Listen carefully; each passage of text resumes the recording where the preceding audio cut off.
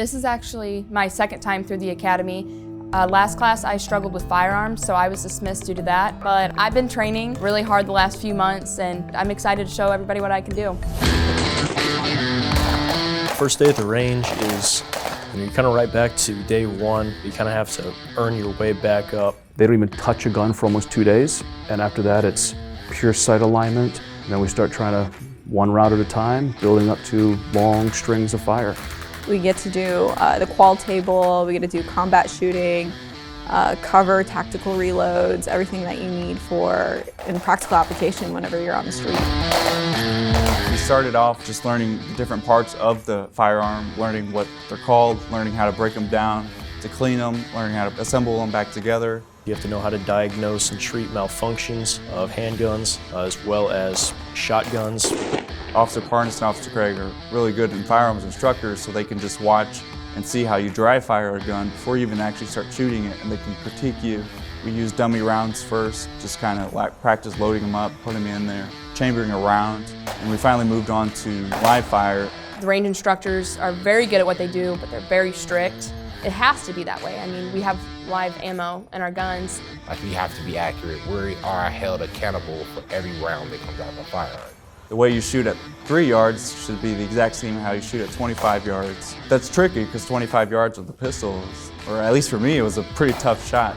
Understanding the weapon system and knowing how to use it actually makes me feel more safe now. It's something you can't just be okay at. You have to be proficient at it, because if it's ever something you have to use, you want to know that you're going to be on your game. If it's a situation in which my gun has to be drawn, I want to make sure I'm the best with my gun, or at least better than the person in front of me.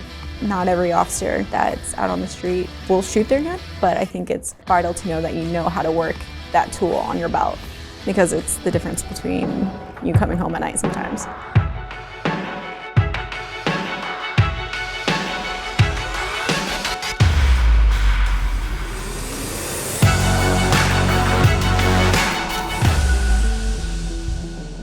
Oh, OC, worst day of the academy by far.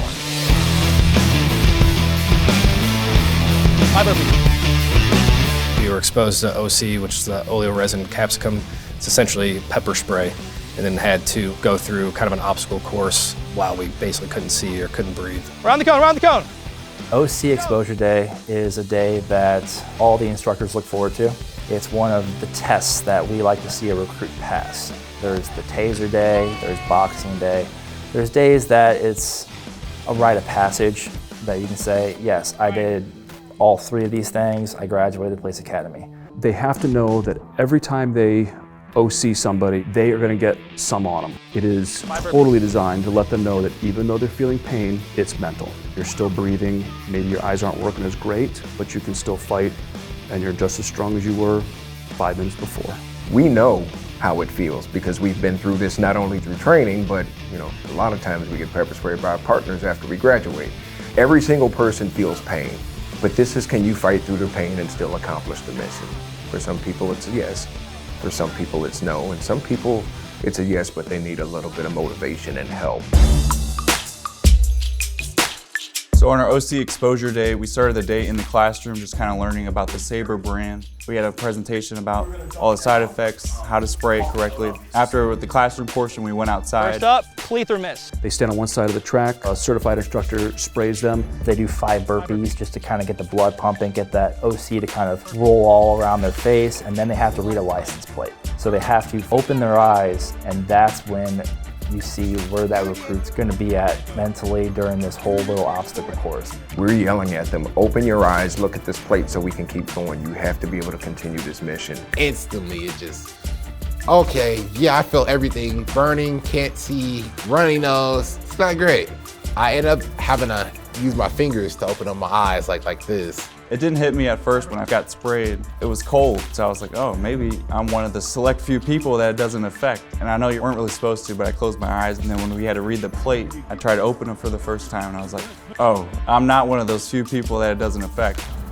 Most people, I think, were doing their 5 burpees and then opening their eyes. And I thought that if I just opened them on my first burpee, I could just kind of skip past the initial pain and then read the license plate and move on. That's not how that worked. As soon as it hit, I just was in pain immediately, and it took me a while to adjust. You kind of mentally prepare yourself that it's gonna hurt, it's gonna sting. It's a very mental mind game because you physically can get through it.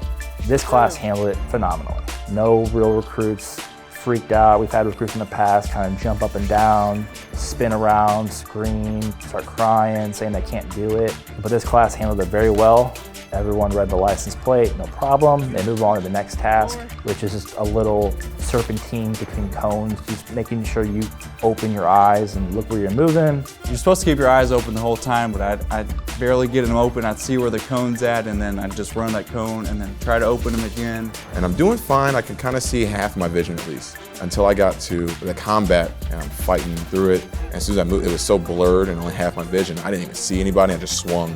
And now a video of me swinging at the air doesn't look great. They have to drag a 100-pound dummy across from one side of the police vehicle to the other, simulating someone that's been shot and they need to be dragged to safety. A tourniquet needed to be applied to whatever limb we deem has been shot. They have to fight through that pain but still work. The hardest part for me was the tourniquet part, trying to keep your eyes open while using your hands to work and trying to get it high and tight while you're under stress and you're breathing heavy and your snout's coming out of your nose. My tourniquet came undone, so now it's like my eyes are burning, can't see anything most of the time, and I have to like thread this needle. I mean, I got it done. I was proud of myself for what I did, but would I want to do it again? Absolutely not. You're good. So we moved on to the simulation gun where you had to shoot 2 rounds, perform an emergency reload, and then shoot 2 more rounds. Running back to the other side of the track, there was somebody there who had something in their hand. The officer has to address that object, drop the knife, drop the bat, drop the gun, etc. Makes them have to use their eyes as well. From that point, we went to the handcuffing portion. The problem also was your belt. It's not attached to any inner belt, so it's just flying all around. So you reach back to where your handcuffs are normally at, and they're not there, so you kind of got to fix your belt, pull your handcuffs out, and then try to effect the arrest there. And then after that, you run to the car, call yourself out, then officer need evade at your location, your time. After that, you can finally get watered off.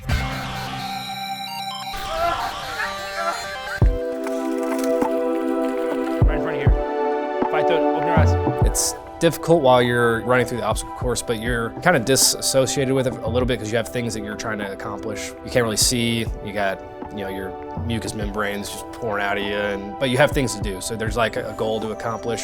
Once that stopped and you had to try and decontaminate, I think that's when it really hit you and how bad it burned. Sometimes you get people who've been there for 30 minutes and you just have to tell them, hey, get out of the water, let's go. And you have to force them out of it because it feels good right now with that cold water running. And if it's a sunny day out, those ultraviolet rays don't help at all. As soon as the water touches your face, your throat closes up and you can't breathe. And then your face is on fire, so you look away, you gasp, and you go, oh my God, I need more water because it's still in me. So you just keep repeating that. But every time water touches you, it reactivates the chemical. I only visited the water station once. I couldn't go back after that. I was like, I'm done. I'll just deal with the pain and keep walking. You can't see, it's still hard to breathe. You're in so much pain. Even after you've finished the course and you've proven that you can work through it, you're still just so angry at how much pain your face is in that it's really tough. Oh, the shower was rough. You have to take 3 different showers. The chemicals are all spread on you, so they're gonna run down your skin. And you could either be driving home with a butt that's on fire, or you could just stop at your neck. Luckily, I only got the chemicals down to my neck and I was just hurting there. And it lasts for 24 hours, so every shower after that, you have to be careful still. All the clothes that we brought back into the classroom while we were waiting, there's just the fumes in the classroom. Every time the AC kicked on, started kicking it around, and everyone's eyes just started getting all watery again. And yeah, it was not a pleasant experience. 45 minutes. I think the worst part after the initial spray is just the after effects. Like even after you decon and try to get all the contaminant out of your face, your clothes, your hair, you're sweating, you reactivate it.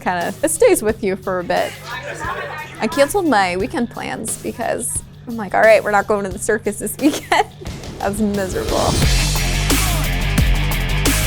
One of the more miserable experiences in my life, but definitely a very positive training opportunity. Me personally, I had those thoughts like, can I really do this after I was in that agony of pain? But I was like, I've come this far, let me just try to keep pushing and pushing.